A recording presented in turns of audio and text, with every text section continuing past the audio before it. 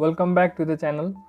In this video, we will discuss about how to delete messages on Tinder and explore if we can actually delete individual text messages. So let's open Tinder and go to the chats.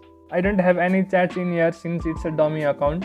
However, if you open chat with any of your matches, then you won't find an option to delete your text conversations in there.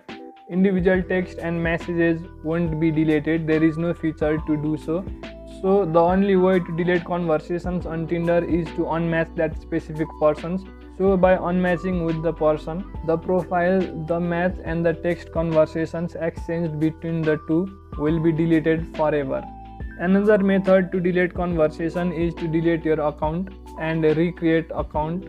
So coming to the conclusion, there is no feature on the app to delete individual conversations or individual text messages on Tinder, and the only way is to unmatch with someone or delete your account. Thank you for watching the video and make sure to subscribe to the channel.